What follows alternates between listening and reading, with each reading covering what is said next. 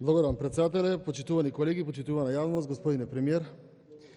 Не сакам на стартот на ова моје денешно излагање да започнам со лична критика на кадрите предложени за заменици министри. Она што мене ме интересира е генералната политика на владата предводена од премиерот. Многу биографии се сомнителни, односно работата која треба да ја обавуваат не е во согласност со нивното образование и професионално искуство, но има и таква што е она на кандидатот за заменик министер за финансии, која мора да признам е одлична, што може би го прави Ковачевски преквалификуван за функцијата. Кога јас би бил премиер, би добил таков кадар, би добил многу повеќе од заменик министер. Претпоставувам, господине Заев, сте свестен дека работата или неработењето на овие кадри е ваша лична одговорност како премиер и нивни предлагачи. Почитувани пратеници, Република Македонија на повеќе од 2 месеци од изборите се наоѓа во многу деликатна состојба, во неповолна состојба. Денес ги избираме замениците членови на владата. Виталните институции се уште ги немаат добиено нивните раководители. Талкаме помеѓу политичките апетити и комбинаторики од една страна и незадоволството на народот од државата од друга страна. Политичките владеачки елити се однесуваат како да се е во најдобар ред во општеството и континуирано ги слушаме флоскулите за правна држава, за подобро образование, здравство, економија. Правната држава власта ја подразбира како алатка за лична пресметка со политичките неистомисленици. Правосудството се користи како алатка за уредување на кадровската политика на опозицијата.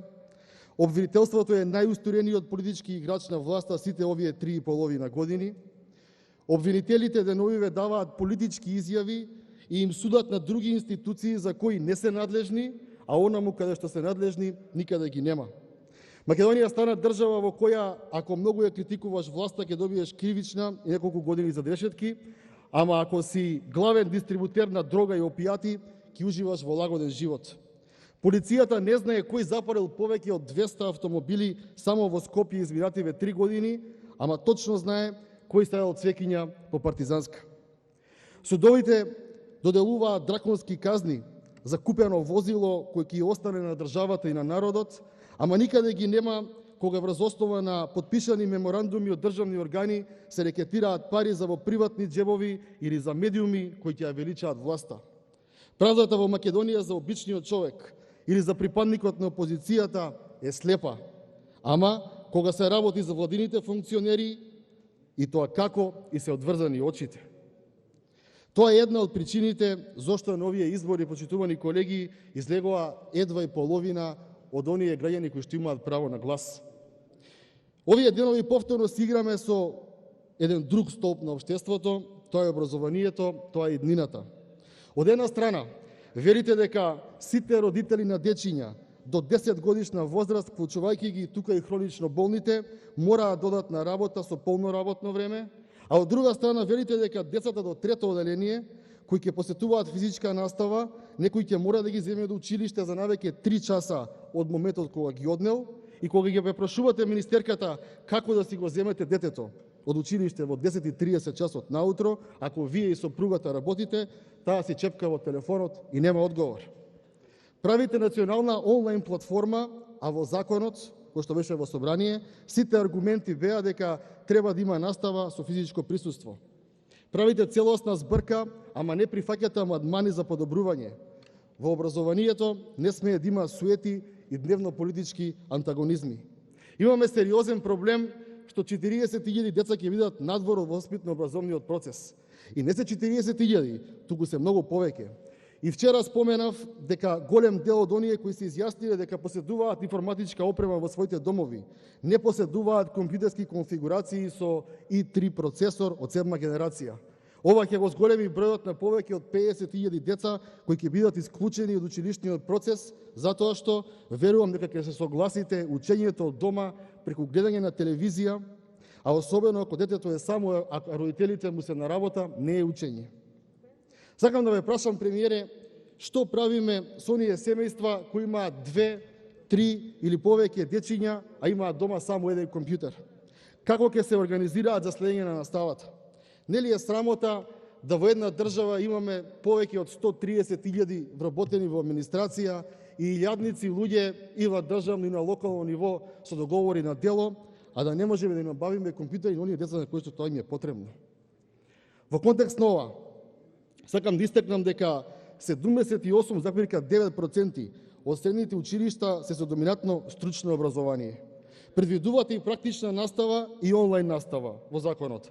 А ниту директорите знаат на кој начин ќе се изведува истата, ниту пак учениците и нивните родители знаат што ги чека идната недела. Се однесувате тотално аматерски и неевропски за вака суштинска тема. Влада на држава која треба да почне преговори со Европската Унија не смее да дозволи ваков однос во образовните процеси. За економијата, падот на бруто домашниот производ, промашените антикризни мерки за компаниите и стопанството, но истовремено благотворни за политиката и изборите, занемањето на капитални инвестиции во време на криза нема да зборувам, бидејќи е тема за поширока елаборација кога ќе дојдат во наредните состојби и одлуките со законска сила на владата на собраниска седница. Она што на крајот сакам да го потенцирам се преговорите со Бугарија за нашиот идентитет, историја и јазик. Немојте, премиере, да ја правите истата грешка како со името на државата. Немојте да преговарате за тоа што бил Гоце Делчев, Никола Карев, Даме Груев и останатите великани на македонскиот народ од крајот на 19 и 20 век. Овој народ е македонски, зборува македонски јазик и Гоце Делчев му е инспирација за да ја продолжи да се развива како автентичен народ на Балканскиот полуостров.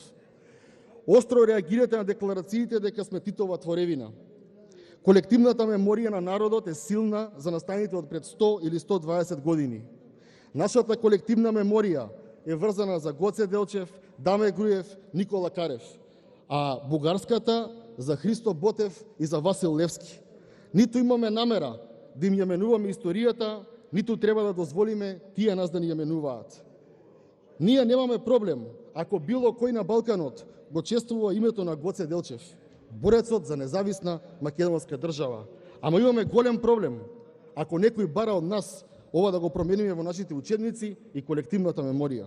Затоа, повикувам сите партии, парламентарни и вонпарламентарни да се обединиме околу ова прашање и да донесеме национална декларација со јасно изразени црвени линии.